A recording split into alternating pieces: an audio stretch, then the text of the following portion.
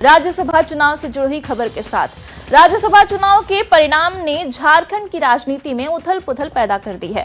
कांग्रेस प्रत्याशी की हार के बाद गठबंधन की दीवारों पर दरार साफ नजर आने लगे हैं।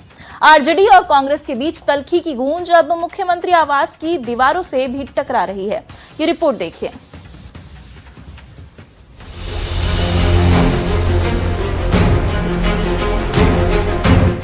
हमारा साथी हमको वोट नहीं दिया, इसलिए हम हार गया।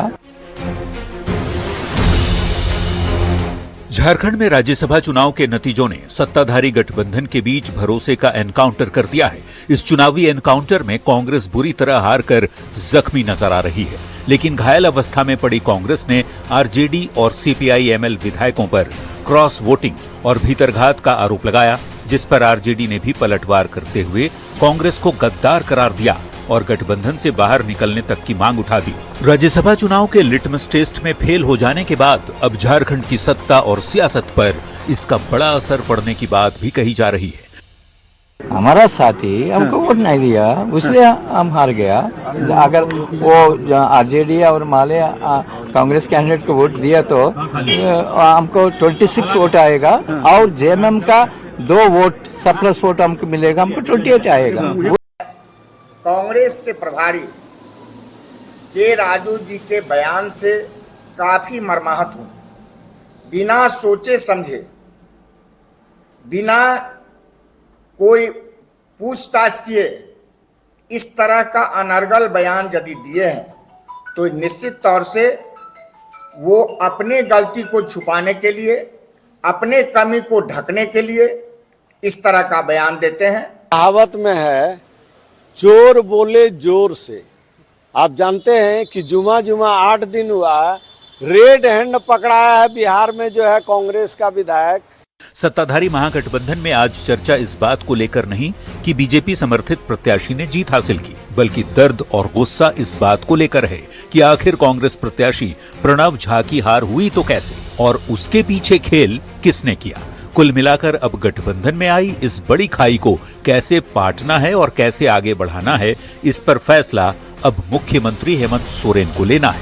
जिस तरह से माननीय मुख्यमंत्री से कल हमारे नेताओं की मुलाकात हुई है और जो संजीदगी उन्होंने दिखाई है, जिस गंभीरता से सारी बातों को लिया है, हम समझते हैं बहुत जल्द दूध का दूध और पानी का पानी होगा। और कांग्रेस चाहती है कि जितने भी क्षेत्रीय दल हैं वो हमारे हिसाब से चलें। अब क्षेत्रीय दलों की बात समझ में आ गई है कि कांग्रेस हम लोगों को बेदखल करके अपने राजा बनना चाहती है, हम लोग उनके पीछे पीछे नहीं घूमेंगे। इसी के साथ महागठबंधन के सहयोगी दलों आरजेडी, सीपीआई-एमएल और कांग्रेस के बीच भी जुबानी जंग जारी है। क्रॉस वोटिंग पर कोहराम मचा है और एक दूसरे को शक की नजर से देखा जा रहा है। कांग्रेस पार्टी को अपने सहयोगी पार्टी पर आरोप लगाने से पहले अपने गिरेबान में झांकना चाहिए।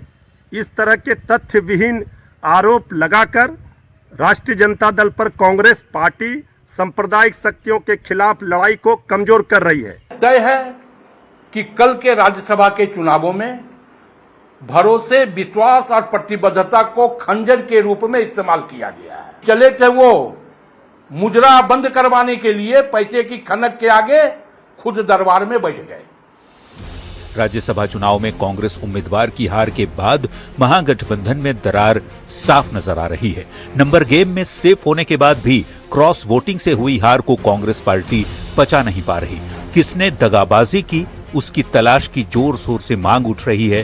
पहले से ही कांग्रेस और आरजेडी के साथ जेएमएम की तल्खी के बाद राज्यसभा चुनाव के नतीजे आखिर क्या गुल खिलाएंगे, इस पर सबकी नजरें टिकी हैं। न्यूज 18 के लिए रांची से संजय कुमार सिन्हा के साथ गौरव झा की रिपोर्ट। राज्यसभा चुनाव में क्रॉस वोटिंग की जांच को लेकर सीपीआई-एमएल ने सीएम हेमंत सोरेन के पत्र लिखकर जांच कराने की मांग की है। पार्टी के राज्य सचिव ने कांग्रेस प्रभारी के दावों पर भी सवाल उठाए हैं। साथ ही गठबंधन को कमजोर करने की साजिश का आरोप भी लगाया है। पोलिंग एजेंट ने भी कांग्रेस के पक्ष में पार्टी के विधायकों की ओर से वोटिंग का दावा किया और कांग्रेस के सरकार को बाहर से समर्थन करने की चुनौती भी दे दी है। सोरेन जी को एक चिट्ठी हम लोग लिख रहे हैं। इस पूरे मामले की छानबीन गहनता के साथ हो क्योंकि कुमार ये जो के राजू बोल रहे हैं, उन्हें कैसे पता चला कि आरजेडी का वोट कहां गया, माले का वोट कहां गया, और ये चुनाव रिजल्ट आते ही तुरंत ये कहानी शुरू हुई। इसका मतलब है कि उन लोगों ने पहले से कहानी बनाई हुई थी। संगठन में अब विधायक भी इतना ही ताकत है, इतना ही समर्पित भावना है, तो सिर्फ आप बाहर से समर्थन करके सरकार चलाए। मैं चैलेंज के साथ कहता हूं कि जो आपका 16 विधायक है, 16 में एक भी बच जाए तो बहुत ज्यादा है।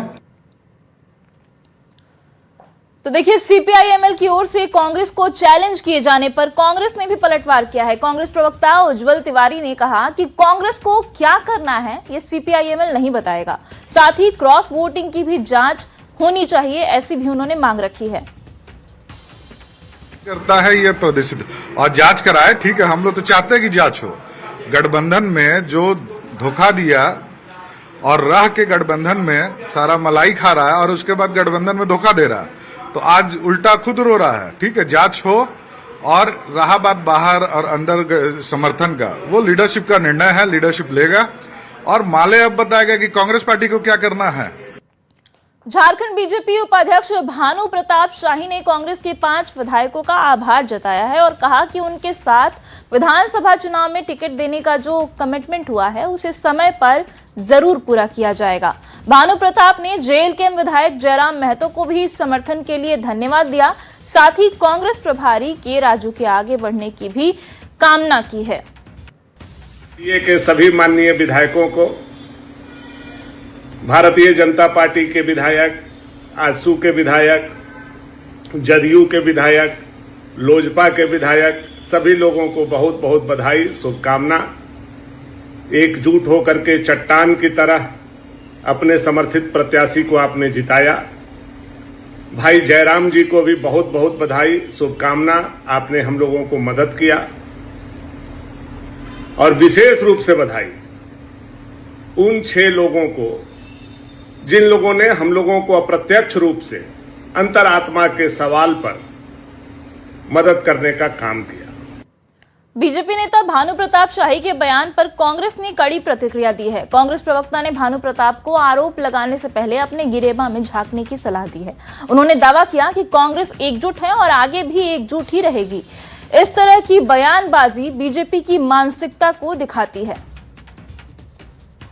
विधायक नहीं था कि जिसको कि विधायक दल का नेता बना सकते थे। चंपई सोरेन जी का उदाहरण ले लीजिए, अर्जुन मुंडा जी का उदाहरण ले लीजिए, भानु प्रताप शाही जी का खुद का उदाहरण ले लीजिए। तो जिन लोगों का अपना कोई वजूद नहीं होता तो दूसरों के वजूद पर उंगलियां उठाते हैं। और बाकी किसने क्रॉस वोटिंग किया नहीं किया और जीत किसकी हुई, जीत की यहाँ पर लोकतांत्रिक व्यवस्था की नहीं हुई है, संविधान की नहीं हुई है, पूंजीवाद की हुई है, पूंजीपति की जीत हुई है। यह भारतीय जनता पार्टी का अगर अपना वजूद होता तो अपना कैंडिडेट खड़ा करते और उसे अगर जिता के दिखाते तो हम मानते कि बिना पैसे का भी चुनाव भारतीय जनता पार्टी लड़ सकती है। राज्यसभा चुनाव में जेएमएम प्रत्याशी बैजनाथ राम की जीत के बाद लातेहार जिले में खुशी का माहौल है। जीत के बाद राज्यसभा सांसद बैजनाथ राम ने चंदवा स्थित मां नगर भगवती मंदिर में आकर माथा टेका और इस दौरान उन्होंने झारखंड के विकास के लिए माता से आशीर्वाद लिया। समस्याओं का अधिक से अधिक जो भारत सरकार के स्तर से हो सकता है उसके लिए आवाज उठाऊंगा और राज्य की समस्याओं से पूरी तरह अवगत होने के कारण समस्याओं को उठाने में कहीं कोई परेशानी नहीं होगी। मैं समझता हूँ मंत्री के रूप में पूरे झारखंड का अध्ययन किया हूँ और उसके आधार पर ये आवश्यकता इस क्षेत्र के लिए खास करके महसूस किया जा रहा है कि यहाँ खनिज पदार्थ उपलब्ध हैं। यहाँ के वनोत्पाद के आधार पर अगर यहाँ फैक्ट्रियाँ लगें, उद्योग स्थापित किए जाएँ तो यहाँ के स्थानीय लोगों को रोजगार मिलेगा। ये हमारी पहली। देखिए, चाईबासा